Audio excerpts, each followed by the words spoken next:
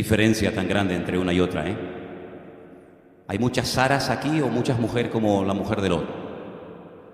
Muchas Saras, ¿no? Espero que sí, ¿no? Muy bien. Cierra tus ojos y pide al Señor en esta tarde que te hable a través de la vida de sus maridos. Hablamos el domingo pasado de las mujeres.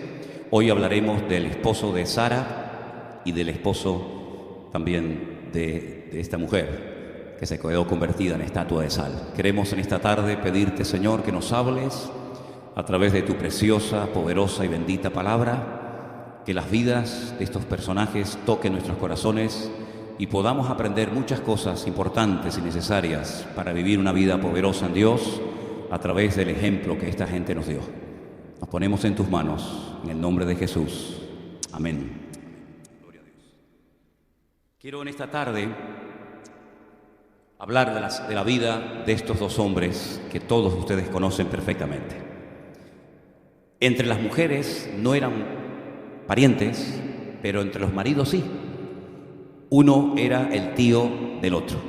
Abraham era el tío de Lot. Lot era hijo de un hermano de Abraham llamado Aram. Y la Biblia nos enseña que estos dos personajes, como nos gustaría tener una fotografía real de ellos dos, emprendieron un larguísimo viaje, un viaje enorme de muchos días, de semanas y de meses, desde ese punto que ven ustedes allá abajo a la derecha, el de los caldeos, y por toda esa zona por la que va esa línea roja. Eso es lo que se conocía en aquel tiempo como la creciente fértil. Algunos dirán, pero ¿por qué no fueron en línea recta desde Ur de los Caldeos hasta Canaán? Bueno, era muy peligroso ese viaje, no había tanta agua, no había tantos oasis, y aunque el viaje era más largo, como ustedes lo pueden estar viendo ahí en la pantalla, había mucho más posibilidades de sobrevivir haciendo ese viaje que se llamaba el viaje por la ruta de la creciente fértil, que habiéndolo hecho en línea recta. Realmente el que recibió la orden y el llamado para salir de Ur de los Caldeos, si ustedes se fijan, está más o menos por donde en la actualidad está el país de Kuwait, más o menos. El que recibió, ya digo, el llamado, la orden de salir y de dejarlo todo, realmente fue Abraham. De Lot el Señor no dice absolutamente nada. Digamos que Lot como que se agregó, se añadió a un viaje, a una aventura que realmente el Señor a él no le había hablado ni le había dicho absolutamente nada. Algunos se preguntarán entonces, si Dios no llamó a Lot, ¿por qué él se une al viaje con su tío? Bueno, no hay una explicación bíblica. Algunos piensan que tal vez Abraham le dijo, ¿te animas a venir conmigo? No sé a dónde voy, el Señor no me lo ha dicho, el Señor no me lo ha revelado, pero eres joven, si quieres acompañarme en esta aventura de fe, pues adelante. Y Lot se unió al tío y ahí emprendieron un larguísimo viaje. Lo curioso es que tampoco el Señor había llamado al papá, al padre de Abraham, y también se le pegó. Y tienes que saber con quién te puedes juntar y con quién no es conveniente que te juntes. No estoy diciendo que fuera mala influencia el padre de Abraham ni el sobrino, pero tienes que ser selectivo a la hora de juntarte con ciertas y determinadas personas, y más cuando estamos hablando de servir al Señor, de un llamado específico, concreto, que el Señor te ha podido dar y poner en tu vida. Tienes que ser muy prudente en eso, porque al final vemos, y la historia no miente, que llegaron hasta Harán, vamos a decir, a la mitad del viaje, y allí se establecieron, y allí se quedaron, echaron raíces, y el Señor vuelve otra vez a recordarle a Abraham que ese no es el destino, que ese no es el lugar donde él tenía que llegar. Él salió, pero se paró a mitad de camino, y tienes que tener cuidado, porque si vas en serio con Dios, y tú sabrás, si tú vas en serio con el Señor, mira, o vas 100%, o mejor no empieces. Quédate como estás. Llegaron a Harán, allí se enriquecieron, allí se prosperaron sus vidas. Allí también Lot comenzó a prosperar, los ganados se multiplicaban de una forma tremenda. Pero al final, toda esa abundancia, todo ese dinero, todo ese materialismo se les volvió en contra. Porque dice la Biblia que tenían tanto, que al final hubo un conflicto entre los pastores de Lot y los pastores de Abraham y se peleaban, y Abraham tuvo que tomar una sabia decisión y le dijo: mira, hijo, así no podemos seguir. Lo que empezó muy bonito, el tío y el sobrino y parte de la familia viajando, al final esto va a terminar en una disputa familiar y vamos a terminar convirtiéndonos en enemigos, y no hay necesidad de llegar a estos extremos. Vamos a tomar una decisión, tú. Vamos a separarnos por las buenas antes de que esto vaya peor. Así que dime en qué dirección tú vas a ir. Si tú vas hacia la derecha, yo iré hacia la izquierda. Si tú vas hacia la izquierda, yo iré hacia la derecha. Así que te doy a ti la posibilidad de escoger. Esto es un acto de humildad tremenda, porque realmente Abraham tenía todo el derecho de escoger las mejores tierras, pero sin embargo le cede el derecho, el privilegio a su sobrino Lot, y Lot, que no es tonto, dice que elige las tierras fértiles del valle del Jordán. Antes de la destrucción de esa zona, que lógicamente se puede visitar en el día de hoy, antes de poder visitar todo ese valle del Jordán, dice la Biblia que aquella zona era como el huerto de Dios. Se compara a esa zona tan fértil, tan rica, tan próspera, con el jardín del Edén. Sin embargo, después de la destrucción de Sodoma y Gomorra, y de hecho hasta en la actualidad, esa es una zona árida, desierta, seca, calurosa, casi diríamos que imposible el poder vivir allí, aunque hay gente que vive, lógicamente. Así que dice la Biblia que se separaron, nunca más volvieron a juntarse, nunca más volvieron a convivir, pero en esa separación se producen una serie de diferencias.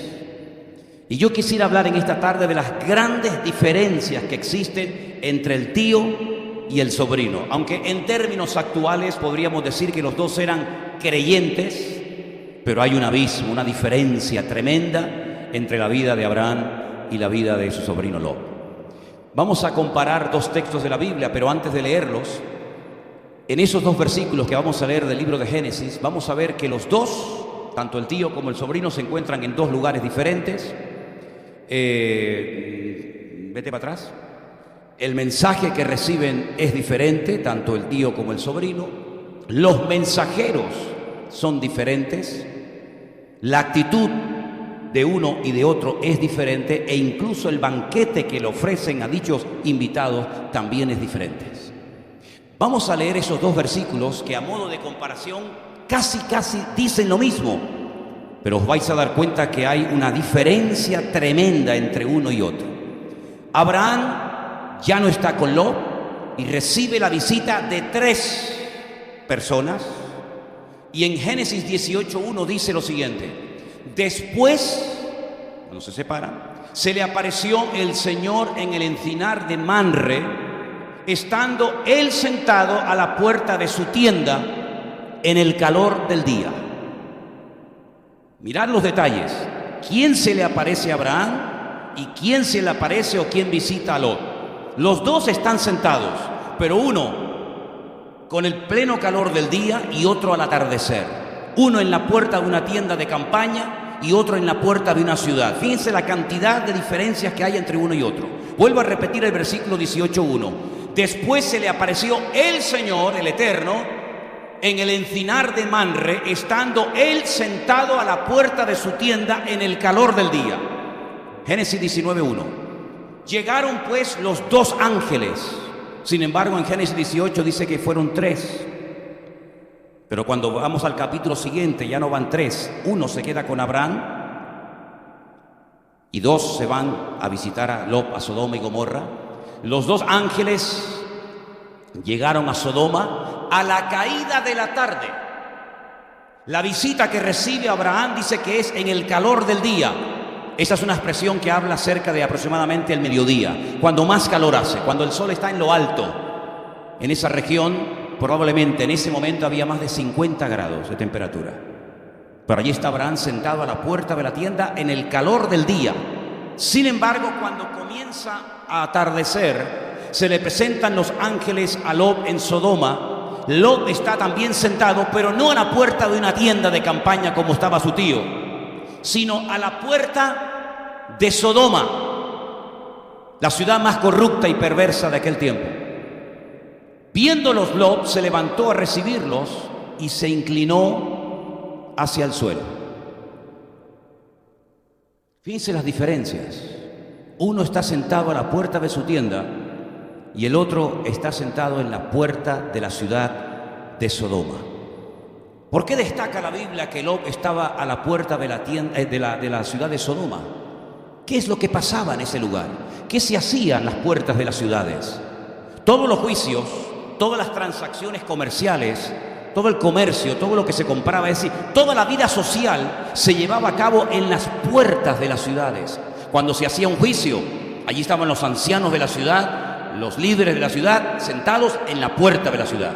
Cuando alguien quería comprar o vender algo, todo eso se hacía en la puerta de la ciudad. Cuando alguien quería protestar, reclamar por algo, por algún objeto que compró y estaba en mal estado, por algún artículo que no le gustó, lo que fuera, todo eso se discutía, se hablaba y se negociaba en la puerta de la ciudad. Luego, lo que nos está diciendo aquí la Biblia, en Génesis 19:1, es que Lot estaba totalmente imbuido, estaba totalmente metido en la vida social de Sodoma. No era un hombre que estaba en su tienda orando, hecho polvo, pasando de todo, tratando o intentando pasar desapercibido, sino que él está junto con los jueces, él está junto con los comerciantes, él está con los vendedores, él está como uno más, allí en la puerta de Sodoma, donde todo el mundo lo ve, totalmente identificado con lo que allí está sucediendo. Él está allí sentado, él está allí observando, probablemente también participando.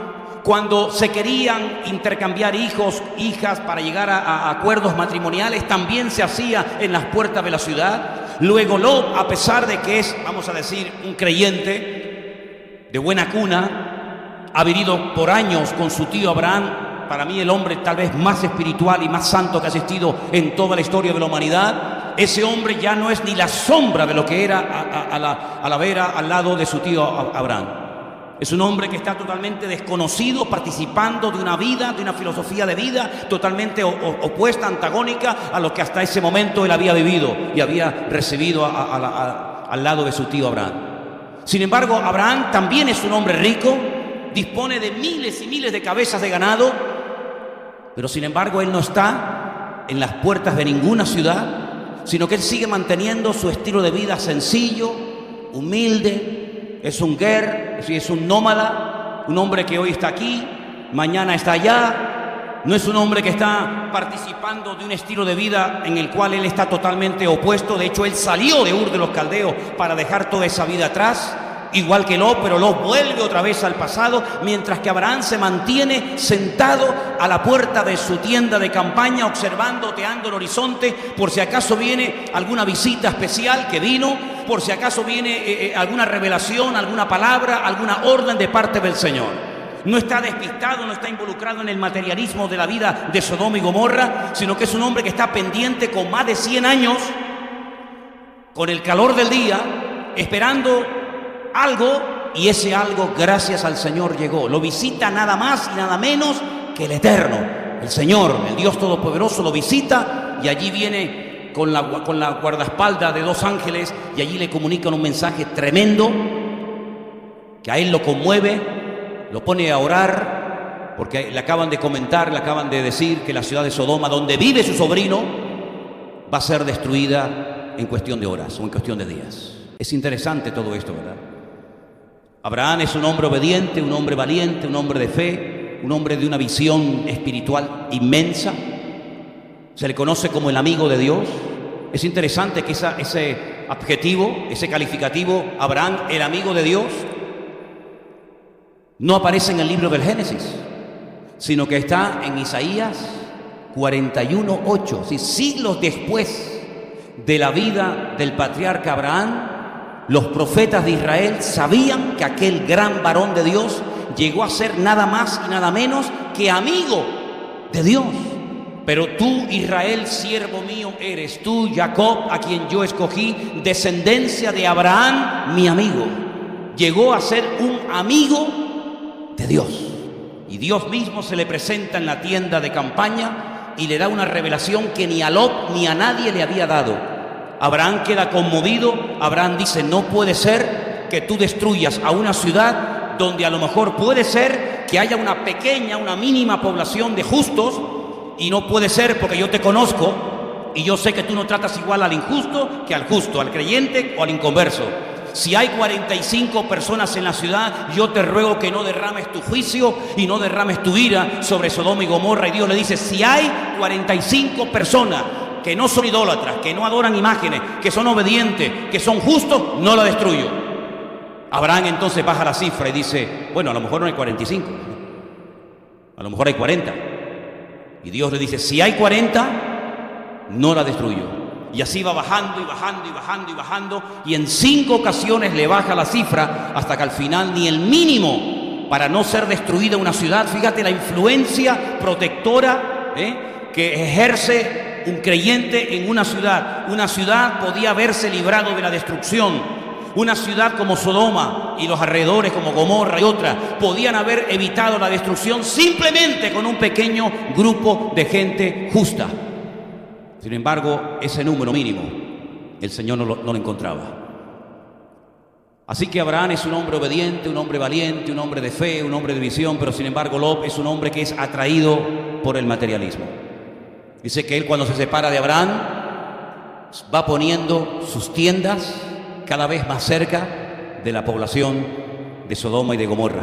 Y mientras que Abraham sigue viviendo en su tienda de campaña, al final vemos a Lot viviendo en una casa con cuartos, con paredes, con techo, con habitaciones, etc. Crió a su familia en el peor lugar de la época. Tomó decisiones totalmente equivocadas y pasó de ser uno de los hombres más ricos del mundo, igual que su tío Abraham.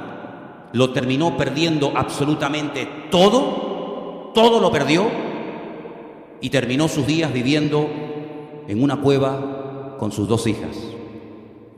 Y los 2 hijos que sus hijas engendran de él se convirtieron con el paso del tiempo en los 2 peores enemigos que Israel jamás ha tenido y tiene: Amón y Moab. Hay capítulos enteros. Yo estaba estudiando todo esto y digo, hay tanto material que si comienzo a dar todo el material no salimos de aquí ni mañana. Pero los que estén interesados, les puedo dar los capítulos enteros de los cuales nos habla la Biblia, en Ezequiel, en Jeremías y otros libros de la Biblia, acerca de las profecías, es decir, acerca de lo que le va a ocurrir a los descendientes de las hijas de Lot en los últimos tiempos. Y quiero recordarles que, por ejemplo, Moab, bajo otro nombre, sigue existiendo hoy en día con el nombre de Jordania. Y Jordania es un país que se ha atrevido en varias ocasiones a atacar al pueblo de Israel y siempre ha perdido las batallas. Pero quiero decirles con esto que así como Abraham engendraba hijos de bendición, Lot engendraba hijos de maldición y creaba problemas. Y es que uno transmite no solamente la parte genética a tus hijos y a tu descendencia, sino que también tú, queriendo o sin querer, consciente o inconscientemente, también puedes transmitir tu aspecto espiritual negativo o positivo a tu descendencia. ¿Habéis leído alguna vez ese versículo en Ezequiel que dice, tal la madre, tal la hija? ¿Lo habéis leído? La Biblia nos enseña que no solamente transmitimos, ya digo, la parte física, la parte genética, sino que también la parte espiritual la podemos transmitir.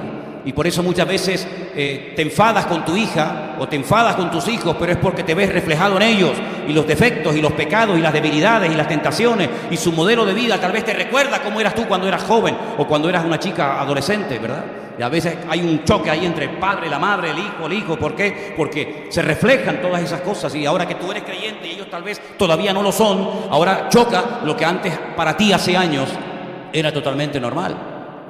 La Biblia nos enseña que hay un momento en el que, hago un paréntesis, en el que Moisés está tremendamente agobiado, cargado, saturado de tremendas responsabilidades. Se levantaba muy temprano en la mañana para poder atender a una congregación de 2 millones de personas. Y dice la Biblia que por allí aparece su suegro Jetro. Bueno, Jetro es uno de los nombres que recibe, es el único hombre en la Biblia que recibe 5 nombres diferentes, cada uno con un significado distinto. Uno de ellos es Jetro. Y dice la Biblia que lo observa, lo mira y le da un consejo sabio. Le dice, tienes que delegar, tienes que repartir el juego, tienes que repartir la carga. Vete al tabernáculo de reunión, escoge tú a 70 varones, pónganse allí a orar delante de la presencia del Señor, y Dios tomará de tu espíritu, dice, de tu espíritu tomará y se los pondrá a ellos. Serán como 70 clones, 70 personas que estarán ministrando. con la cobertura y con el apoyo espiritual y con el espíritu que tú llevas por dentro. Es que transmitimos nuestro espíritu. Cristo también lo hizo en la vida de sus discípulos. El mismo apóstol Pedro, cuando intentó negar, y de hecho negó al Señor en 3 ocasiones en el huerto de Getsemaní y delante de Caifás, la autoridad religiosa de la época, dice que aunque le negaba, alguien le dice: pero si que tú hablas como él, no lo puedes negar, se te ha impregnado su forma de hablar, su acento, sus palabras. Es que el Señor impregnaba a sus discípulos con todo lo que Él era y con todo lo que Él tenía. ¿Cuántos dicen amén? Dice, cuando los mandó de visita para preparar el camino, el terreno, las aldeas, los pueblos, las ciudades, por donde posteriormente iría el Señor a predicar. Dice la Biblia: cuando entréis a una casa, si no os reciben vuestra paz, se volverá a vosotros. Pero si en alguna casa os reciben, vuestra paz reposará sobre esa casa. ¿Y qué paz es la que le transmitían los discípulos? La paz que el Señor Jesucristo previamente les había dado, porque el Señor dijo: mi paz os doy, mi paz os dejo. Y ellos, cuando van por ahí, ellos transmiten lo que han recibido, la paz y la presencia del Señor. Nosotros también podemos ser grato olor, o podemos ser olor de muerte, como dice la Biblia en 1 Corintios, si transmitimos nuestro espíritu. Y lamentablemente Lot, que también tenía serios problemas con el materialismo, aunque dice la Biblia que se afligía y lo pasaba mal viendo la nefanda conducta de los habitantes de Sodoma y Gomorra, no se movía, se quedaba allí. Veía la corrupción, veía la promiscuidad sexual, veía el libertinaje, veía la anarquía que había, pero no se meneaba, no salía, no hacía nada. Y al final hasta sus hijas se enamoran de hombres perversos, que cuando Lot va y les dice: vamos a salir corriendo de aquí, que han venido ángeles de parte del Señor a advertirnos de una pronta destrucción de la ciudad, dice que se burlaron de él, porque no tenían la fe ni tenían la confianza en Dios que él en ese momento tenía, pero que fue menguando en su relación con el Señor. Así que aquí vemos dos creyentes. No estamos hablando de un pagano, de un idólatra, estamos hablando de un creyente, Lot, y estamos hablando de otro creyente, Abraham. Pero fíjense qué diferencia la actitud de uno y qué diferencia la actitud de otro. Uno se mantiene donde tiene que estar, a pesar de que, humanamente hablando, el otro ha sido más listo, porque se ha ido a vivir a la ciudad, donde hay todos los lujos, todas las oportunidades para la vida, mientras que este pobre tonto se ha quedado a vivir en una tienda de campaña, como un miserable en el desierto. Pero al final, ¿quién va en busca de quién? Al final, ¿quién recibe la bendición? ¿Y quién es visitado por el Señor? ¿El sobrino o el tío?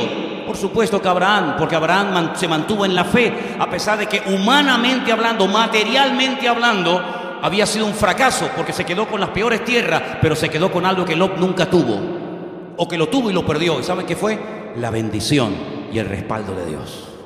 Es mejor vivir en una tienda de campaña en el desierto a 50 grados de temperatura, a la sombra, pero con la bendición de Dios, que en una casa llena de provisiones sin la bendición de nuestro Dios. ¿Cuántos dicen amén? Quiero llevarles a Génesis capítulo 19, a partir del versículo 15. Me llama mucho la atención. Fíjense las expresiones. Al rayar el alba, ¿cuándo llegaron los ángeles a la casa de Lot? ¿Por la mañana o por la noche? Al caer el sol, ¿no? Cuando ya era el atardecer, llegan, le comunican inmediatamente a Lot lo que va a suceder. Y al rayar el alba, ¿cuántas horas pasaron desde que se ocultó el sol hasta que comienza a amanecer? Muchas horas. Si a ti te dicen que va a venir un terremoto, una destrucción en unas horas, salgamos corriendo cuanto antes mejor. Sin embargo, pasó toda la noche Lot en su casa con la familia y con estos ángeles, y al rayar el alba, los ángeles le daban prisa a Lot. Vila, ¿estás atontado? Vamos. Le daban prisa diciendo: levántate. Si le dicen levántate, es porque estaba sentado o acostado. Porque si no, ¿para qué le dicen levántate? Levántate, toma a tu mujer y tus 2 hijas que se hallan aquí, para que no perezcas en el castigo de la ciudad. Muévete, espabila. Y deteniéndose él: ¿pero para qué te detienes? ¿Pero para qué te detienes con la que vas a caer dentro de unos minutos? Los varones le asieron de su mano y de la mano de su mujer y de la mano de sus 2 hijas. Es que nadie se quería ir. Allí nadie se quería ir, ni la mujer, ni las hijas, ni él, porque dice que asiéndolo de su mano, según la misericordia de Dios para con él, lo sacaron casi a la fuerza y lo pusieron fuera de la ciudad. Y cuando los hubieron llevado fuera, dijeron: escapa por tu vida, no mires tras de ti, ni pares en toda esta llanura, escapa al monte. Esto es de una forma, esto no se aprecia en español. Tengo que darles una explicación. Escapa al monte. ¿Dónde vivía Abraham? ¿Dónde vivía? En el encinar de Manre. ¿Eso dónde está? En el monte. Le están diciendo: vete con tu tío Abraham, escapa al monte, vete a la montaña, vete con donde está la bendición de Dios, escapa al monte, no sea que perezcas. Cuidado, porque también tú puedes perecer, aunque seas creyente. Pero Lot les dijo: no, yo os ruego, señores míos, y he aquí ahora, si he hallado gracia, vuestro siervo ha hallado gracia en vuestros ojos, y habéis engrandecido vuestra misericordia que habéis hecho conmigo, dándome la vida, mas yo no podré escapar al monte. ¿Cómo te van a dar una orden que luego no vas a poder cumplir? Nunca Dios hará eso contigo ni conmigo. Si Dios te dice: haz esto, es porque Él te va a capacitar y te va a dar la sabiduría, la gracia y la fortaleza para que puedas cumplir con la orden de Dios. Si no, no tiene ningún sentido que Dios te mande algo que tú no puedas hacer. Si te dice: huye al monte, ¿cómo te atreves tú a decir no? ¿Y si no llego? ¿Y si me muero por el camino? Ese no es Dios. Dios no te dice hoy una cosa y mañana otra. Escapa al monte. Y dice la Biblia: según vuestra misericordia que habéis hecho conmigo, dándome la vida, mas yo no podré escapar al monte, no sea que me alcance el mal y muera. Duda. Abraham nunca jamás dudó. Duda. Y si he aquí ahora esta ciudad está cerca para oír otra ciudad más. Te has metido en una ciudad donde te ha ido mal, has perdido absolutamente todo, y en vez de empezar de cero en el monte con tu tío Abraham, te quieres volver a meter en una ciudad que está cerca de Sodoma y Gomorra. Otra vez te quieres meter en lo mismo. A ver si aprendemos de los errores que cometemos en la vida, hermanos. Amén. Porque si no aprendemos de los errores, los vamos a volver a cometer otra vez, y más graves tal vez. Se quiere volver a meter en una ciudad. No, pero es pequeña, es pequeñita. Dejadme escapar ahora ya. ¿No es ella pequeña y salvaré mi vida? Es tremendo. Y él le respondió: he aquí, he recibido también tu súplica sobre esto. No destruiré la ciudad de la que has hablado, porque también le iban a destruir. Date prisa. Le meten prisa. Escápate allá, porque nada podré hacer hasta que hayas llegado allí. Por eso fue llamado el nombre de la ciudad Zoar, que significa pequeña. Fíjense, hermanos, qué diferencia tan grande entre Abraham y Lot. A Lot se le prohíbe mirar. Me llamaba mucho la atención cuando esta mañana leía este pasaje. El Señor le dice tanto a él como a sus hijas, como a su esposa: salgan, levántense, desen prisa y no miren atrás. Sin embargo, en el mismo libro del Génesis, capítulo 19, del versículo 27 en adelante, mira lo que dice: subió Abraham por la mañana al lugar donde había estado delante del Señor y miró hacia Sodoma y Gomorra. Miró, miró y no le pasó nada. Al otro se le dice: no mires, porque ya una miró y sabemos lo que le pasó. Pero él dice que miró hacia Sodoma y Gomorra, hacia toda la tierra de aquella llanura miró, y he aquí que el humo subía de la tierra como el humo de un horno. Así, cuando destruyó Dios las ciudades de la llanura, Dios se acordó de Abraham y envió fuera a Lot en medio de la destrucción, al asolar las ciudades donde Lot estaba. ¿Cómo es posible que si tú miras te quedas convertido en estatua de sal, y sin embargo a ti se te permite mirar y no te pasa nada? Es que esto pasa hoy en día. Hay cosas que a ciertos y determinados creyentes, tal vez por su falta de madurez, por su falta de temor a Dios o por su falta de santidad, le pueden hacer mucho daño. Sin embargo, a otras personas les resbala y no ejerce ninguna influencia negativa sobre esa persona. Y os voy a poner un ejemplo.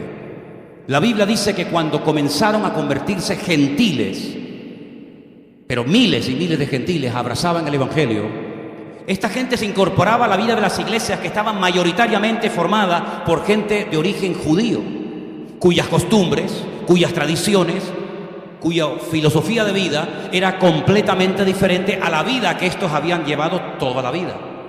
Y comenzaron pronto los choques, comenzaron pronto los enfrentamientos entre judíos, gentiles. Les recuerdo que el primer problema que menciona el libro de los Hechos sobre un problema en la iglesia local de Jerusalén fue a la hora de la comida.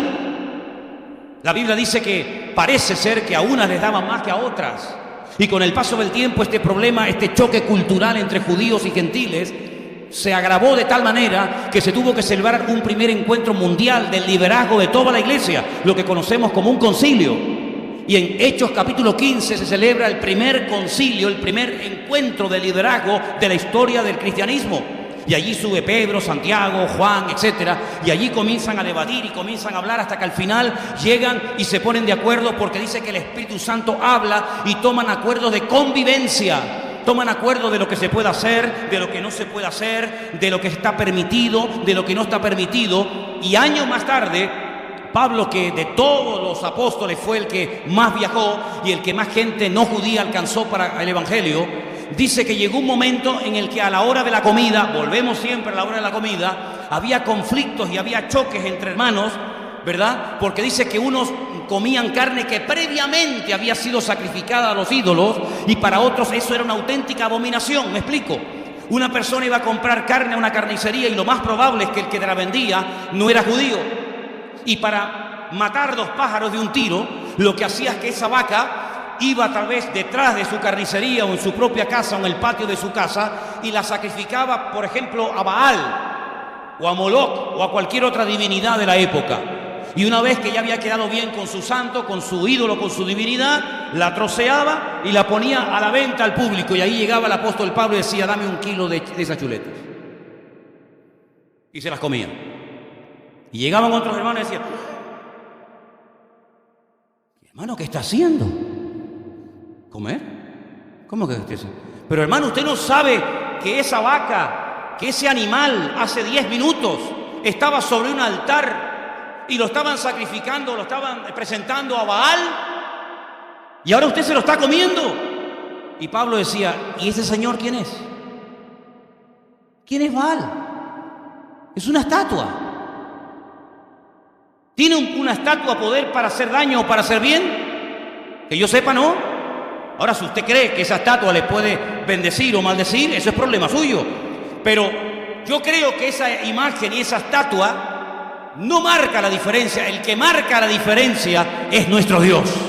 Y nosotros, cuando oramos y bendecimos los alimentos y los presentamos al Señor, nosotros sí creemos que nuestro Dios vivo bendice esos alimentos. Esa era la fe de Pablo y esa era la madurez de este gran hombre de Dios. Pero dice: pero si no lo entiendes y si tu conciencia es débil, por amor a ti, no lo haré más. Porque hay de mí ponerle un tropiezo, y más por comida, a un hombre débil en la fe. Para mí no es ningún problema, pero si para ti es un problema, no lo haré más por amor a mi hermano. Y hoy en día, 2000 años después, sigue habiendo en las congregaciones gente débil en la fe y gente madura en la fe. Gente que para ellos es un escándalo el que un creyente a la hora de la comida beba un vaso de vino, y para otros es un escándalo que un hermano se haya bebido a la hora de la comida un vaso de vino. Y entonces, ¿qué hacemos? Y comenzamos a dar todo tipo de explicaciones teológicas y argumentos absurdos y ridículos, como que Cristo no bebía vino, como que el vino de la época de Jesús no tenía alcohol. ¿Cómo se nota que muchos que hablan así no han estado nunca en Israel, Porque si hay un país que bebe vino, son los judíos, Y no copitas así, de estas así ridículas, sino beben con gracia y salero, No, pero es que el vino del Señor no tenía alcohol. La única manera de extraerle el alcohol que se puede hacer al vino es por un proceso químico que no existía en la época de Jesús, o por envasado al vacío. Pero si usted coge la uva y la pisa y la mete allí, eso sí o sí fermenta y tiene alcohol. Pero si a usted le es tropiezo no lo haga, pero no juzgue al hermano que lo hace, porque no lo hace para emborracharse, lo hace simplemente tal vez por una costumbre cultural o porque en toda Europa la cultura del vino jamás de los jamases ha sido ningún escándalo, ni siquiera para la vida de los creyentes, porque quiero recordarles que en el día de Pentecostés se confundió a los creyentes por gente ebria.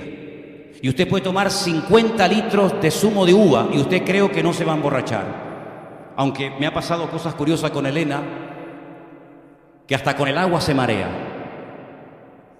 Pero esos son casos muy excepcionales, 1 de 5 millones. Así que no, si usted tiene problemas en algo, aprenda a convivir con el hermano que Dios ha puesto a su lado. Porque después me hacía gracia cuando yo me convertí con misioneros norteamericanos que bebían 5 litros de Coca-Cola en la mesa. Producto que hasta el óxido lo quita y hasta la tuerca más dura la afloja. Imagínense lo que tiene que hacer ese veneno dentro de su estómago, ¿verdad? Así que, dejando a un lado este tema, permítame decirle que en la vida de Abraham se ve un nivel de fe y un nivel de madurez que nunca jamás lo vamos a observar en la vida de Lot. Dios tiene que sacar casi a la fuerza, empujando a Lot de un lugar donde se metió por su mala cabeza, por sus malas decisiones, o tal vez porque su esposa fue tirando y lo llevó a la boca del lobo. Sin embargo, Abraham siempre lo vemos equilibrado, siempre lo vemos donde tiene que estar, siempre lo vemos abierto y siempre lo vemos manteniendo su equilibrio y su relación con el Señor, no importa dónde esté, en una tienda, en una casa, en el desierto, en la juventud, siendo anciano. Es una persona que por su madurez en el Señor nunca le dejó de hablar y nunca dejó de comentarle cosas tremendas a Abraham. Permítame que les cuente algo que a mí personalmente me llamó mucho la atención, que lo he visto muchas veces en Jerusalén, pero antes vamos a leer unos versículos y ahora les explico lo que vi allí. En Hebreos capítulo 11, del versículo 8 en adelante, preste atención a estos versículos porque son muy interesantes, por favor, ahí lo tenemos. Por la fe Abraham, siendo llamado, obedeció para salir al lugar que había de recibir como herencia. Qué curioso que la herencia no la iba a recibir nunca donde vivía, sino en un lugar donde él no sabía ni que siquiera existía. Curioso, ¿no? A veces queremos que el Señor nos bendiga aquí, ahora y de esta manera. Y sin embargo la herencia de Abraham estaba a más de 3.000 kilómetros de distancia y tenía que ir a buscarla. Pero bueno, salió sin saber a dónde iba y por la fe habitó como extranjero en la tierra prometida, como en tierra ajena, morando en tiendas con Isaac y Jacob, coherederos de la misma promesa. Porque esperaba, escuchen esto, esperaba que la ciudad que tiene fundamentos, plural, fundamentos, cuyo arquitecto, no cambies, y constructor es Dios. ¿Hemos leído bien? Es una ciudad que tiene fundamentos y el arquitecto y el constructor de esa ciudad es Dios. ¿Y qué ciudad es esa? Seguimos. Por la fe también la misma Sara, siendo estéril, que no es lo mismo que esmeril, como dicen los gitanos, estéril, recibió fuerza para concebir y dio a luz aún fuera del tiempo de la edad, porque creyó que era fiel quien lo había prometido. Por lo cual también de uno, y ese ya casi muerto, Abraham, salieron como las estrellas del cielo en multitud y como la arena innumerable que está a la orilla del mar. Conforme a la fe murieron todos estos sin haber recibido lo prometido, sino mirándolo de lejos y creyéndolo y saludándolo y confesando que eran extranjeros y peregrinos sobre la tierra. Vamos hasta el versículo 19, ¿verdad? Porque los que esto dicen claramente dan a entender que buscan una patria. Pues si hubiesen estado pensando en aquella de donde salieron, ciertamente tendrían tiempo de volver. Pero anhelaban una mejor, esto es, celestial. Por lo cual Dios no se avergüenza de llamarse Dios de ellos, porque les ha preparado una ciudad. Por la fe Abraham, cuando fue probado, ofreció a Isaac el que había recibido las promesas ofrecía su unigénito. Habiéndosele dicho: en Isaac te será llamada descendencia. Pensando que Dios es poderoso, escuchen bien esto, pensando que Dios es poderoso para levantar aún de entre los muertos, de donde en sentido figurado también le volvió a recibir. Estos versículos que hemos leído contienen una riqueza y una profundidad espectacular. Nunca, por lo menos hasta el tiempo de Abraham, hay registro histórico de un milagro de resurrección. Después sí, sabemos que Elías oró por una persona y lo resucitó, sabemos que Eliseo oró por otra persona y lo resucitó, pero Abraham nunca había oído que Dios había resucitado a nadie. Sin embargo, cuando él recibe la orden de parte del Señor, viviendo en el sur de Israel, en un lugar llamado Beersheba, el lugar de los 7 pozos, y no solamente de los 7 pozos, sino los 7 animales que le dio Abraham a Abimelech para quedarse con aquel pozo, de ahí la palabra Sheba, que significa 7, resulta que él recibe la orden de ir a un lugar llamado el Monte Moriah para sacrificar a su hijo. Y si ustedes leen en el libro del Génesis, todo lo que Abraham hace, lo hace muy temprano en la mañana, y lo hace con ganas, y lo hace deprisa. ¿Qué diferencia con su sobrino Lot, que le tiene que decir: date prisa, muévete, escapa, huye, levántate? Abraham nunca le tiene que decir: muévete, Abraham. Con 100 años, cuando recibe la visita en su casa de aquellos 3 seres angelicales, yo creo que uno mismo era el mismo Señor Jesucristo, dice que se levantó, fue corriendo, fue deprisa. Él prepara la comida, él prepara la mantequilla, él prepara todo el banquete para atender a sus huéspedes. Todo lo hacía con gana, con una actitud buenísima. En Lot te dan ganas de decir: pero ¿sales o no sales, mi niño? ¿Te quieres quedar aquí o qué hacemos contigo? Llevamos toda la santa noche diciéndote de lo que viene encima y todavía tenemos que agarrarte la mano y sacarte y jalarte de la ciudad. Sin embargo, Abraham nunca, jamás. Sal de tu tierra y tu parentela. Al día siguiente se levanta y se marcha.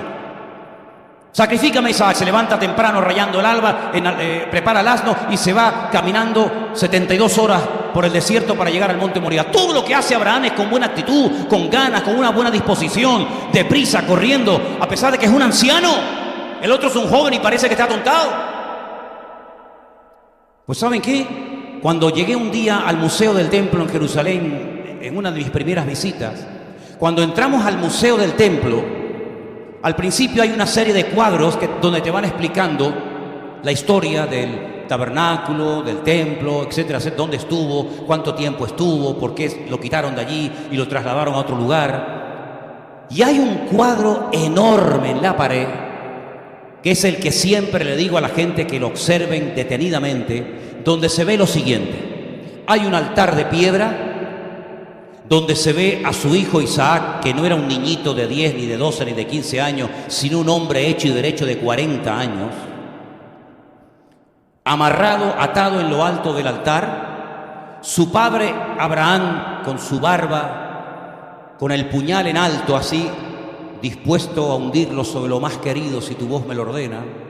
Y en ese momento se ve a Abraham mirando hacia el cielo, y en el cielo se ve, según la tradición judía, él dice que vio el templo de Jerusalén todo de oro, porque en ese lugar siglos más tarde se levantaría el templo de Jerusalén. Pero en la carta a los hebreos dice que él miró, saludó y la vio de lejos, la ciudad cuyo arquitecto y fundador es Dios.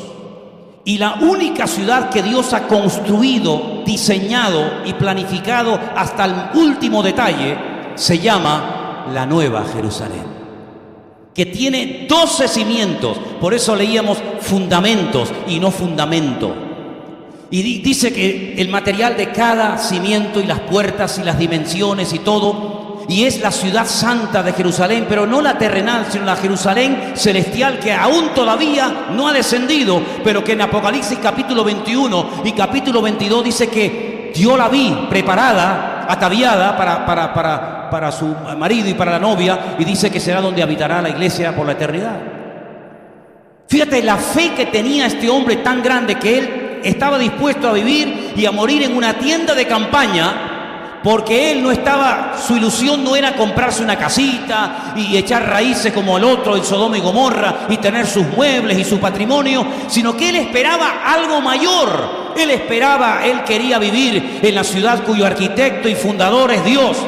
Y cuando él se da cuenta de que él no va a poder vivir en ella porque se está envejeciendo y tarde o temprano va a morir, él deposita toda su fe y todo su conocimiento en su hijo, y por eso podemos hablar del Dios de Abraham, el Dios de Isaac, el Dios de Jacob. Pero cuando Dios le da la orden de sacrificar a su hijo Isaac, seguramente un montón de pensamientos pasaron por su mente, y seguramente habrá dicho, aunque no en alta voz: pero Señor, pero si yo me muero y mi hijo lo mato, aquí se corta todo. No hay bendición, no hay futuro, no hay esperanza, pero no lo entiendo, pero a pesar de que no te entiendo, estoy dispuesto a obedecerte. ¿Cuántos dicen amén? Eso es una fe madura. La fe del que, ¿y por qué? ¿Y por qué? Y yo no lo entiendo, yo no lo veo, sino la fe dice: Señor, no veo nada, no entiendo nada, no siento nada, pero sé que tú tienes siempre la razón y nunca te vas a equivocar conmigo. Y entonces dice la Biblia que está dispuesto a sacrificar a su hijo Isaac. ¿Por qué? Porque es un hombre obediente, porque dice la Biblia, y esto es revelación, sin lugar a dudas, que él tenía tanta fe en Dios que si lo mataba, Dios se lo podía resucitar de entre los muertos. Por eso cuando ustedes leen el pasaje y llega al lugar donde él ve a lo lejos el monte de Jerusalén, el monte Moriah, él le dice a sus criados: esperen aquí, que nosotros iremos, adoraremos y volveremos. Porque él tenía tanta confianza en su Dios, que aunque nunca nadie le había dicho que Dios era poderoso para resucitar a un muerto, yo tengo tanta fe y confianza en mi Dios, que si tengo que matar a mi hijo lo hago, porque después sé que tú eres tan poderoso que me lo puedes volver a resucitar de la muerte. ¿Cuántos dicen amén? ¿Hay o no hay diferencias entre Abraham y su sobrino Lot? Claro que las hay, mi querido hermano. Como tiene que haber siempre diferencia entre un creyente maduro y un creyente inmaduro. Pero ¿cómo llegó Abraham a ese nivel de madurez? ¿Cómo llegó Abraham si al fin y al cabo los dos salieron del mismo país, eran parientes?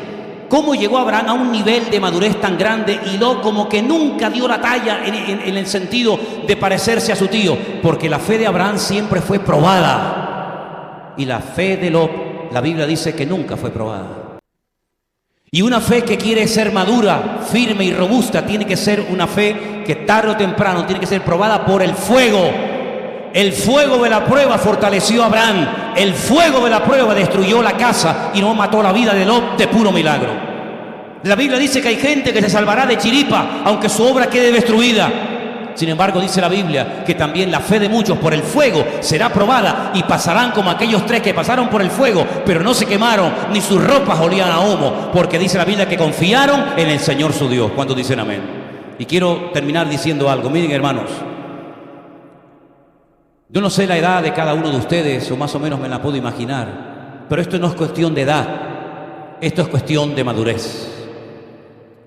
Si tú en esta tarde, como el domingo pasado, ustedes tomaron la decisión de parecerse y seguir el ejemplo de Sara y no el de la mujer de Lot, en esta tarde a todos los hombres yo también les hago un llamado. Y espero que ustedes, hermanos, varones, quieran tener la fe y seguir el ejemplo de Abraham y no el de Lot, que tuvieron que ir en su rescate. Pero déjenme que les diga algo, por favor, tenga paciencia conmigo. Antes de que Sodoma y Gomorra fuera destruida, entre la destrucción y el hecho de que pudieran escapar de Sodoma y Gomorra, hay algo que se habla muy poco. ¿Y saben lo que fue?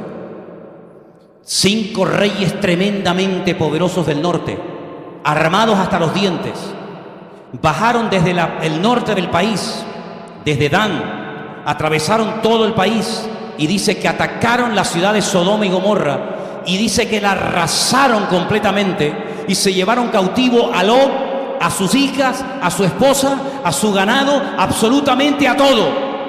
Cuando Abraham se entera de que su sobrino Lot ha sido secuestrado y de que se lo han llevado cautivo al quinto pino, ya llegando cerca de Damasco, capital de Siria, dice que a sus 300 criados los arma y les dice: vamos a liberar a nuestro pariente.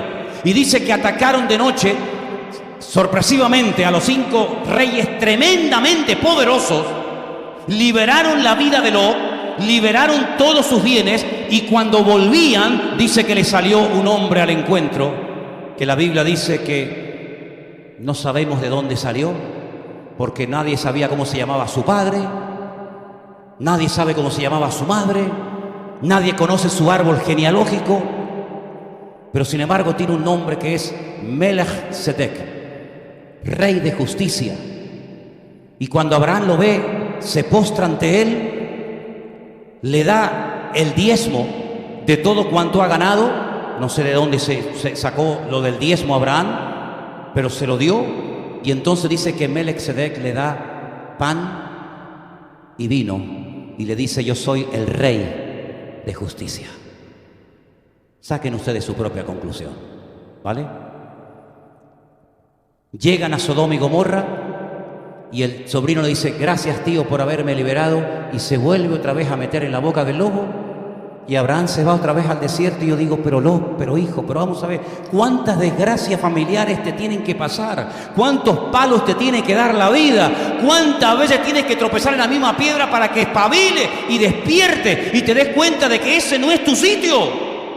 Y se vuelve otra vez a meter en la boca del lobo. Segunda oportunidad, destrucción de Sodoma y Gomorra. Como que no quiere salir, se empeña en salir, pero no salgo. Y sí, y no, huye, escapa. Y le dice: vete lejos, vete al monte donde está tu tío Abraham esperándote. Y dice: ay, pero si me muero por el camino, déjame vivir en esta pequeña ciudad cerquita de Sodoma y Gomorra. Hermanos, vamos a cortar amarras. Vamos a ser radicales en nuestras decisiones espirituales. Vamos a decir: basta ya de vivir en una superficialidad y en una mediocridad espiritual terrible. Vamos a vivir por fe, vamos a meternos en el proyecto de Dios, vamos a creerle a Dios, vamos a obedecer al Señor, y Él nos dará mucho más de lo que pedimos o entendemos. Así que en esta tarde aprovechemos esta oportunidad que Dios nos está dando para comprometernos con el Señor. Cierra tus ojos, por favor, ahí donde estás.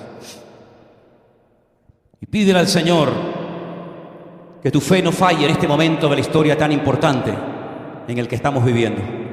Que puedas verdaderamente, con toda tu alma y con todo tu corazón, como dice Jesús, poner la mano en el arado y no mirar atrás. Solamente le tuvieron que decir una vez a Abraham: sal de tu tierra y de tu parentela. Y ya está, no hace falta repetir lo mismo otra vez.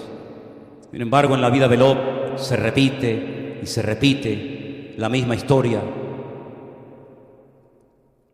porque su corazón está dividido. Y para colmo se casó con una mujer nada espiritual, que tiraba de él hacia el materialismo en vez de hacia la fe y la obediencia a Dios. El Señor le dijo a Abraham: te he puesto por padre de muchas gentes, el cual le da vida a los muertos y llama las cosas que no son como si ya fuesen. La Escritura dice que Abraham creyó en esperanza contra esperanza para llegar a ser padre de muchas gentes, conforme a lo que se le había dicho: así será tu descendencia. La Biblia dice del patriarca Abraham que no se debilitó en la fe al considerar su cuerpo, que ya estaba como muerto, siendo de casi 100 años. No se debilitó en la fe al ver la esterilidad de la matriz de Sara. Tampoco dudó, no fue incrédulo de la promesa de Dios, sino que se fortaleció en la fe, dando gloria a Dios, plenamente convencido de que Dios era poderoso para hacer todo lo que le había prometido, por lo cual también su fe le fue contada por justicia. Ese es el tipo de creyentes que Dios busca hoy. Creyentes que no duden, creyentes que se mantengan en la fe y que aguanten la prueba, sabiendo en quién han creído. Padre Celestial, queremos pedirte en esta tarde que fortalezcas nuestra fe, que nunca fallemos, Señor, que no tengas tú que empujarnos, obligarnos a salir de ciertos y determinados lugares o ambientes o amistades, sino que salgamos libremente, voluntariamente, diciendo: gracias por la oportunidad que me das de convertirme en una persona útil en tus manos, Señor. Te pido, oh Dios, que nunca nos metamos en lugares equivocados, con personas equivocadas, sino que siempre estemos en el lugar donde tú nos has puesto. No queremos perder el tiempo, no queremos dañar ni envenenar nuestra fe.